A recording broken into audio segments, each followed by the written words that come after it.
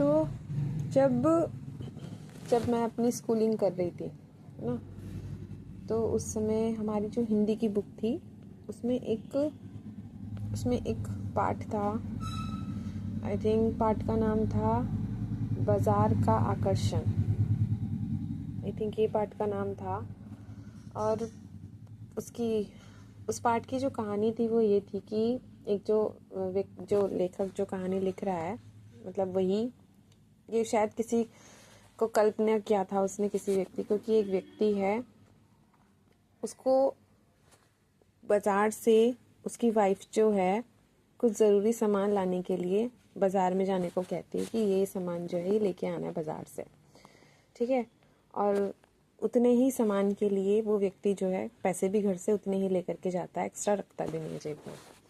ठीक है। तो वो व्यक्ति जब बाज़ार में जाता है तो बाज़ार में जो तरह तरह की चीज़ें हैं, है ना, मिठाइयाँ, कपड़े, खिलौने, अन्य चीज़ें जो भी थी, खेल खिलौने, मिठाइयाँ, चाट पकौड़ी, कपड़े वगैरह, जितनी भी चीज़ें थी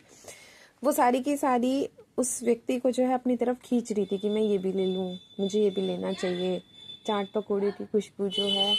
वो उसको अपनी तरफ खींच रही है, कपड़े उसको अच्छे लग रहे हैं, खिलौने उसे अच्छे लग रहे हैं, मतलब बहुत सारी चीज़ें उसे अट्रैक्ट कर रही थी अपनी तरफ,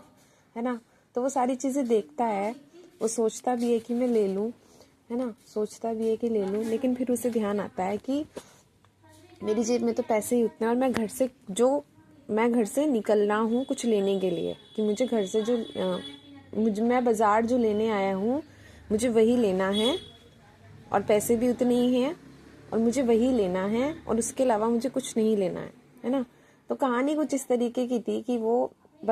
ये कह रहा है कि बाज़ार की चीज़ें जो हैं हमें अपनी तरफ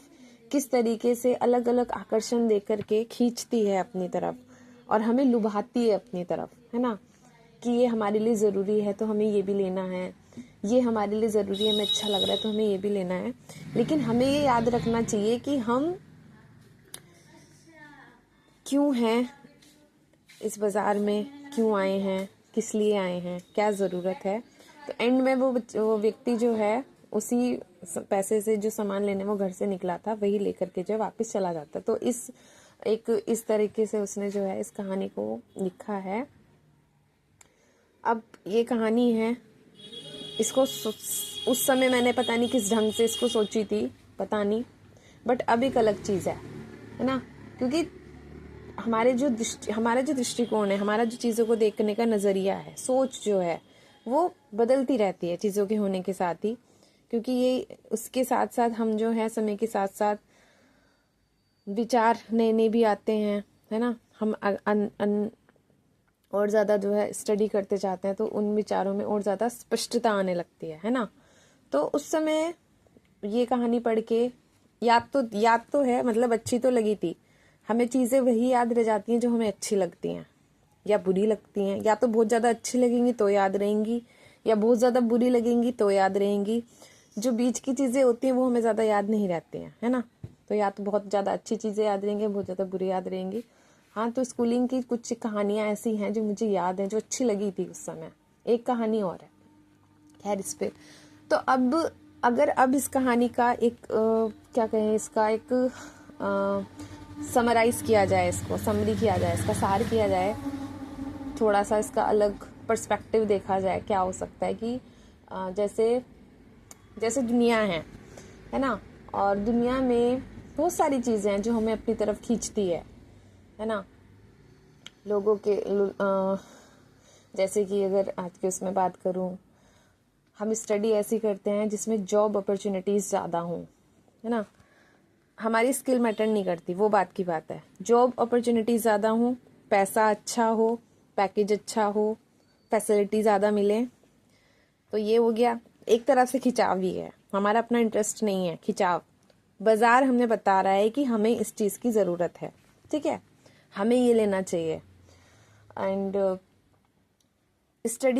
नौकरी की बात हो, नौकरी में हम यही देखते हैं, हमारा इंटरेस्ट नहीं आएगा, हम ये देखेंगे कि इसमें पैसा ज़्यादा है, अगर इसमें पैसा ज़्यादा है तो हम यही करेंगे, भले ही वो काम हमें आता ना हो,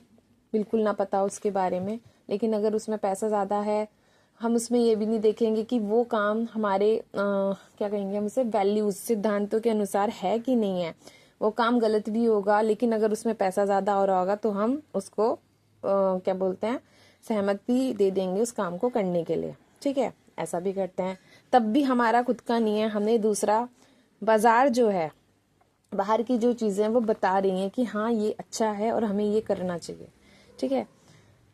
हमारी सोच इस हिसाब से नहीं चलती कि सही क्या है, ये नहीं चलते। हम देखते हैं कि फायदा किस में है ना। हम ये नहीं देखते कि सही है या गलत, नहीं, हम देखते हैं कि फायदा किस में हो सकता है, हमें फैसिलिटी किस में मिल सकती है, हमें ज्यादा सुख सुविधाएं किस में मिल सकती हैं।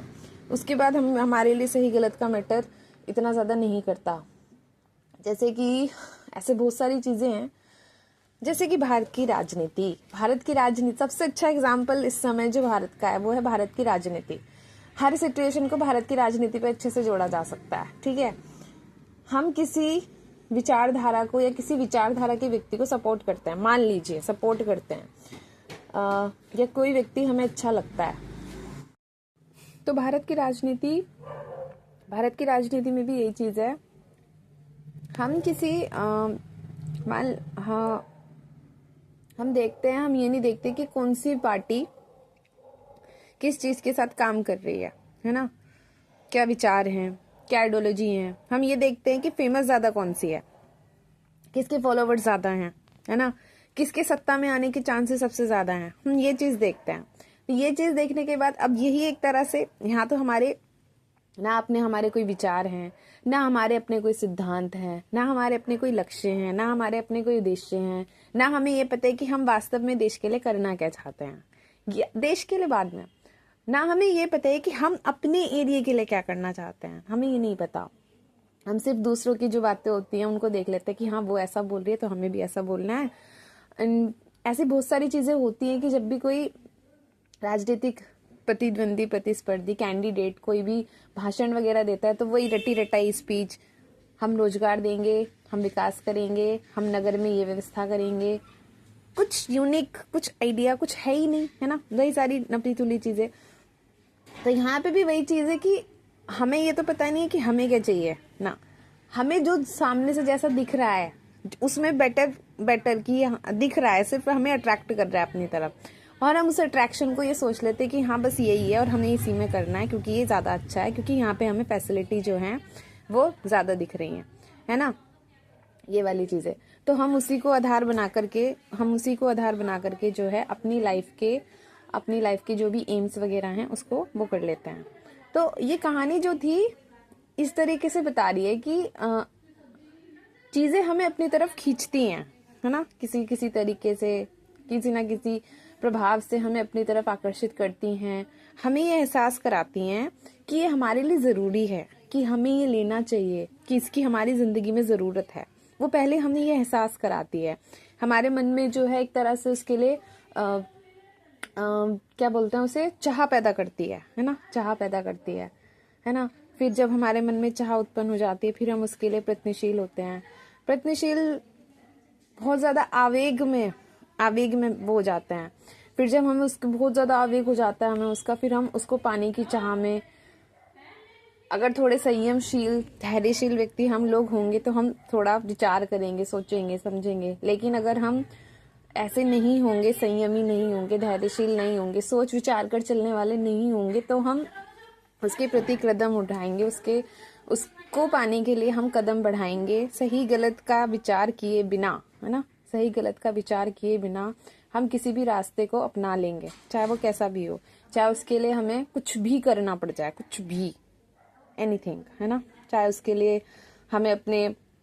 माँ बाप को धोखा देना पड़ जाए, चाहे उसके लिए हमें झूठ बोलना पड़ जाए, चाहे उसके लिए हमें क्या बोलते हैं, उसके लिए हमें वो काम करने पड़ जाए जो हमने आज तक किए भी नहीं हो, उसके लिए हमें खतरे मोल लेने पड़ जाए। हालांकि मैं ये नहीं कह रही कि